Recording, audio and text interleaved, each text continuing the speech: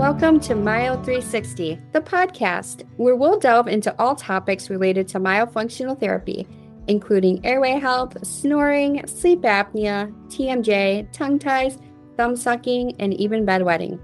As a myofunctional therapist, sleep coach, functional breathing instructor, and formal dental hygienist, I'm sharing stories and tips to help you identify if myofunctional therapy is right for you and how it can help improve your overall health. Visit the show notes and take our quiz. Is myofunctional therapy right for me? Are you ready to feel better? Find the quiz to see how myofunctional therapy can help you and your family live your best life. Hello, everybody. This is Becca Rose, your host of Myo360. Thanks for tuning in to another episode. Hey, before we jump into today's episode, though, I want to share some really exciting news. I have opened a second location for in-person myofunctional therapy. On Mondays, starting on March 10th, I am going to be up in De Pere, Wisconsin, and I'll be located inside the Wellness Studio of In Spirit Therapy Associates. So it's a really exciting opportunity to bring myofunctional therapy up to the Fox cities. There's been such amazing feedback from the professionals up there that I've connected with, and there's such a need for myofunctional therapy. So I'm really looking forward to that new adventure and that new location. So if you're in the Fox City areas or you are in more of the northern Wisconsin area and you are looking for some in-person myofunctional therapy, find my website and look at that second location. Call me up and we'll help get you scheduled on a Monday. Today, we're going to talk about snoring. Why is snoring a problem? And what does snoring lead to as far as long-term consequences? So we're going to dive a little bit deeper into this. In previous episodes, I've gone into talking about what happens in different sleep stages and sleep cycles. But today we're just going to be a little bit more general about snoring, why it's a problem, and what kind of effects it can have on your overall health. So we all know someone who snores, right? I don't think I've ever met a single person in my life who had not met somebody who snores, whether it's a child, it's their spouse, it's their grandparent, whoever it is more than just a nuisance. So we often get super annoyed when someone is snoring and they're keeping us awake. But we have to remember that annoyance or that nuisance is a real health concern. There's a real issue. Something is happening there, okay? So we're going to talk about that. What are some of the red flags? What are some of the dangers? Let's start with what is snoring. To put it very simply, it's the sound that's produced when air is flowing past the muscles in the mouth and throat that are more relaxed than they should be, and that it causes them to create a vibration when you breathe.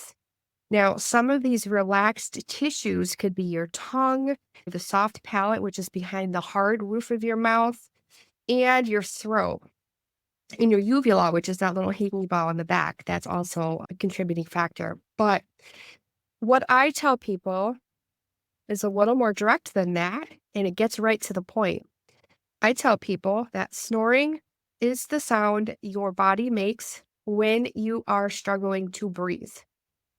Bam, sums it up. Can't be put any more simply than that. You're struggling to breathe, your body snores, and other things start to happen, and it affects your overall health.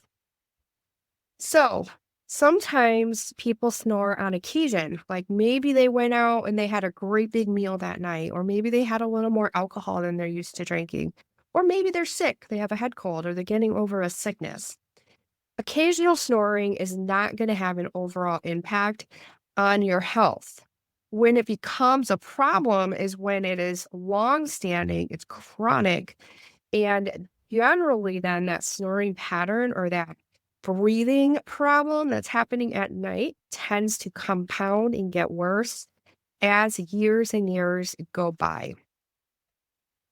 Typically, I'm speaking generally, of course, but a lot of times people who snore when they're young, whether they're children or they're teenagers or young adults, will oftentimes convert into some sort of sleep apnea diagnosis as they get older.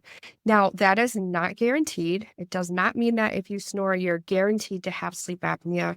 Sleep apnea itself is characterized when we have repeated episodes of breathlessness or pausing during breathing. That's the apnea. So if you're waking up or your spouse or someone, your child, your grandparents get that snore and you can tell that they stop breathing, that is the actual apnea. These apneas can last a few seconds and in some people, even minutes. Now, can you imagine what is happening to your body, what is happening to your brain, your oxygen delivery to your brain, if you stop breathing for many times an hour, for 8 hours a night for 20 years? That's a lot of oxygen deprivation to your brain. And if this is happening in your child, that is going to affect overall growth and development, recovery, memory consolidation, information processing. It's not just about, I wake up tired, this sucks. It's about what is happening on a biological level, a chemical level in a child, and this directly impacts hormone production, again, information processing, memory consolidation, waste elimination from the brain when we're sleeping. You have no idea how much is happening in your brain at night just to repair from the day. And then you take away some of its oxygen, and that severely impacts the efficiency of the brain. So when the apnea happens, most of the time it's like a partial obstruction or a complete obstruction of some of that soft tissue we talked about earlier that then blocks the airway while we breathe at night. It lowers the oxygen level, and then this triggers your brain to wake up. And that's where you get those like snorts or you're very restless. So when the brain is recognizing we don't have enough oxygen, it's going to do something, some process is going to happen to wake up the body, trigger the body to wake up enough so that you can get the tongue or allow the muscles to firm up again so that you can breathe. And this happens over and over and over and over. So when people are exhausted all the time, even if they don't have sleep apnea, but they have some sort of sleep disordered breathing pattern happening at night, they're often exhausted. And you may not have a memory of being woken up 20 or 30 times throughout the night, but your body keeps score. Your body, your brain keeps memory and keeps score of, oh, yeah, we had to wake you up 20 times so you could breathe. This then prevents you from getting into all of the stages of deep sleep. So not only are you dealing with reduced oxygen delivery to your brain and all the tissues of your body, but you're also in a fight or flight state. You're constantly waking up. And every time your body has that micro arousal, you basically get kicked out of whatever sleep cycle you're in.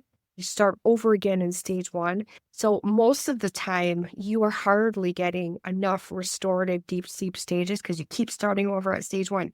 You have an apnea, you have a sleep disordered disturbance, kicks your body out, you go back into stage one, and then this vicious cycle happens over and over and over. So, like I said, you often don't remember that this is happening, but you have to be aware that it's happening. If you're feeling like I'm exhausted, I feel like I don't dream, I never feel well rested, I really would encourage you to reach out to a doctor, an ENT, your primary doctor, pediatrician, whoever it is that manages your medical care, and maybe have a sleep screening. Some people who feel like I got a little bit of restlessness at night, but I don't think I am having trouble breathing at night. They might say, let's start with myofunctional therapy. Let's check out the muscles. And then if I have suspicions of, I think there's something more going on, I want you to go get checked out and make sure that you're going to be safe and healthy when you're sleeping at night. Okay. So as I mentioned, like, why is this so dangerous? Why is this so disruptive? First of all, I mentioned it breaks up your sleep cycles. It prevents you from getting into those deep sleep stages that are highly responsible for restorative sleep. And then you get the daytime fatigue, the irritability, difficulty concentrating, your memory might start going bad. The more concerning part is how many health issues are connected with sleep apnea. Someone with poor sleep quality or sleep apnea may have problems with increasing blood pressure. When the oxygen continues to drop in your body system, that puts more strain on your heart. It puts more strain on the baroreceptors or the pressure receptors that are in your arteries and your veins. And then that can lead to high blood pressure and heart disease. If we have high blood pressure issues, we're more likely to develop heart disease, which then will increase risk of heart attack, stroke, and other health concerns as we get older. Type 2 diabetes, insulin resistance. There is a huge link between sleep apnea and insulin resistance and other metabolic syndromes as well. All of these things increase risk then for heart disease could happen or could stem off of sleep apnea, but a lot of them come back to the heart. Let's jump back a minute to like type 2 diabetes and metabolic or endocrine disorders. If you're not sleeping well, you're going to crave more carbohydrates. You're going to eat more. You're going to snack more. So you're trying to give your body what it's craving so you can continue to fuel your brain, fuel your mind so you can get through your day and have the energy to do what you need to do.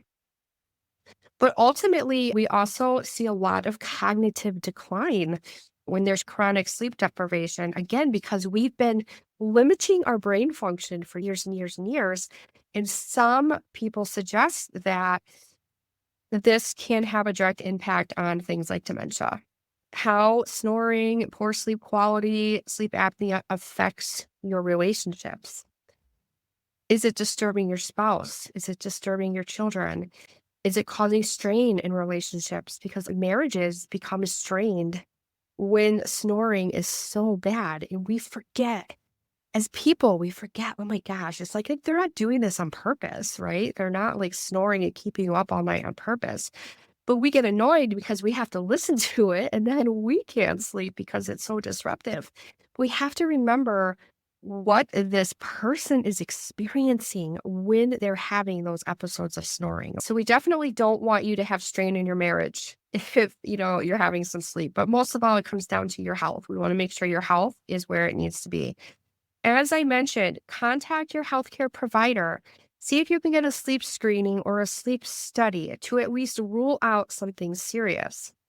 Now, regardless of what the sleep study says, this is where myofunctional therapy comes in. This is where we could implement the therapy, the muscle therapy that is directly responsible for keeping your airways open. So when we're doing your myofunctional therapy program, we are strengthening, we're improving the function of the muscles in your face, your mouth, your tongue, your throat. We're improving tongue posture by strengthening these muscles and improving how your nose works. We can often address the muscular root cause that may be contributing to the sleep apnea. And so oftentimes poor movement in those muscles is the root cause or can be one of the main contributing factors to sleep apnea. So you always, regardless of what your medical situation is, you want to work on the core issue. The sleep apnea is the result of poor airway muscle function, right? So in myofunctional therapy, we're always trying to get to the root cause. Sleep apnea, snoring is a result of something else, and that something else is typically poor airway muscle strength and control. All right, so let's bring it all together here. We want to make sure that you are having good sleep hygiene, you are having good, consistent sleep cycles, you're going to bed at the same time and waking up at the same time, trying to maintain your diet and what you're eating before bed. Those things have an effect on sleep as well. Oftentimes, sleeping on your side might be helpful to discourage the tongue from falling into the throat. Things like nasal strips or nasal devices that help open the nose are really helpful as well, nasal sprays and things like that. So, if you've done all the things, you've tried all the things, You've tried the sprays, you've tried this, you've tried that, you've got all the pillows, you've done all the things, and there's still an issue, and you've seen the doctor, and the doctor's, "Yep, you need a CPAP," or, "Nope, you don't." There's still a muscle problem happening. So that's where we come in. Let me remind you that in the show notes, we have a really convenient, easy quiz that you can take to help you identify if myofunctional therapy might be a good step to improve your overall sleep health. So you can take that quiz, and then once you're done with the quiz, you'll get a free breathing activity to help start you on your journey.